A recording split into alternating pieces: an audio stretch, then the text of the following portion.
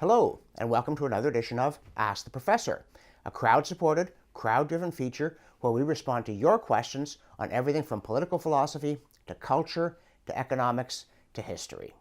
And today's question comes from Andrew, who asks, is the Canadian parliamentary system or the American congressional one more vulnerable to centralization of power and loss of freedom? And I think that's a very important question, and one that, among other things, reflects considerable positive light on the creators of the American system. I mean, yes, Donald Trump is now president. I know. But for all that, the American system has, for over 200 years, done very much what it was designed to do. It's not holding up terribly well against the tides of modernity, but whose system is. So the first point I want to make is that the American and Canadian system and British system are not as different as people often think they are. You'll very frequently hear people say, well, the Americans have the separation of powers, we don't, or something along those lines. That, in fact, is not true. The American founding fathers, when they launched the Revolution and when they made the Constitution, were very explicitly trying to preserve a constitutional liberty that they had inherited as Englishmen. And they're very clear about this in the run-up to the Revolution. We intend to preserve our English liberties. We want to keep our ancient Constitution. They thought it was slipping away in the United Kingdom. And they thought it was slipping away because the executive was becoming too powerful. And so the American Constitution was intended to be a reset, to take them back to the system that the English had enjoyed, but were foolishly allowing to escape, one in which the executive, for all its power and prerogative, could do nothing without the consent of the legislature, and the legislature was meant to be restraining the executive on behalf of the citizens, rather than abetting whatever the executive felt like doing on behalf of the red team or the blue team, or in our case also the orange team.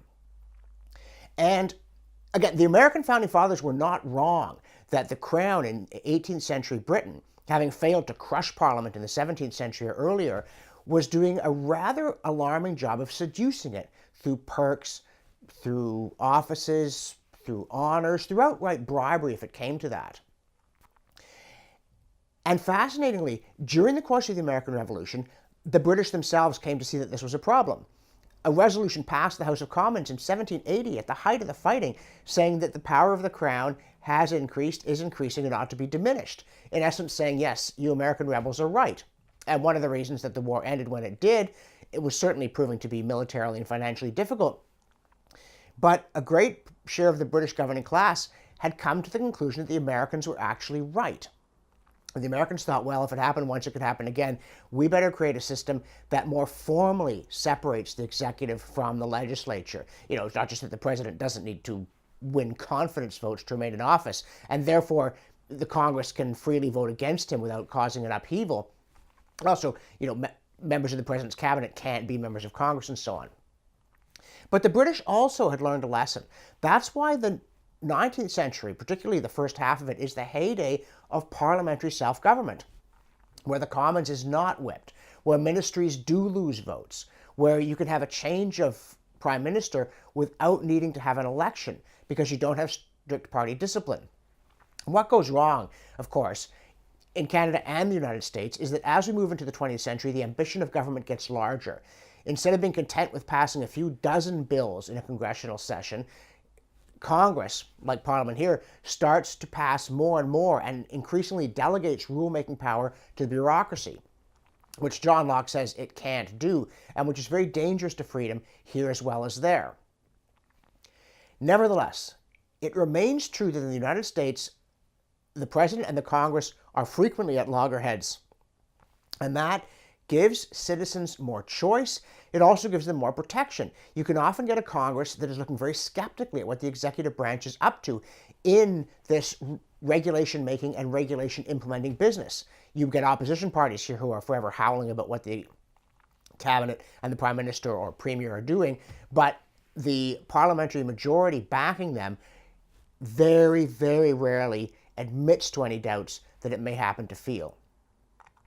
Now, if you compare, levels of taxation, quantity of regulation, threats to free speech or freedom of assembly. I mean, our liberties are not by any stretch of the imagination gone in this country, but they are eroding. I don't think you see a huge amount of difference between Canada and the United States. But I do think that in the United States, the institutional foundations are still stronger. Here, it is going to be very difficult for legislators to rediscover their courage, their sense of purpose as representatives of the electorate, not of their governing prime minister or premier or their guy or gal who wants to be, and get us back to where we were in the middle of the 19th century in terms of our constitutional structure than it will be for the Americans, where the tensions are much more successfully built into the system. So I do think the American system is somewhat more robust that way. But ours too can do the job, provided we stop asking government to give us money all the time and get back to requiring legislators to ensure that government does not become presumptuous, arrogant, or voracious. The parliamentary system is a sound one. It worked for hundreds of years and it is by no means not working now. But ultimately, in both Canada and the United States, it's up to the citizens. If we want government not to be restrained, believe me, government is ready not to be restrained.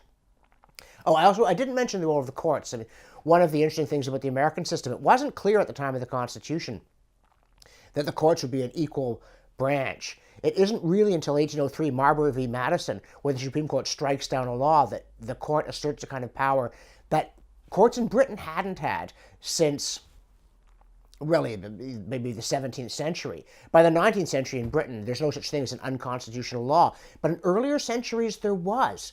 It was plainly enacted and stated that any law that violated Magna Carta was null and void, and therefore courts could strike them down.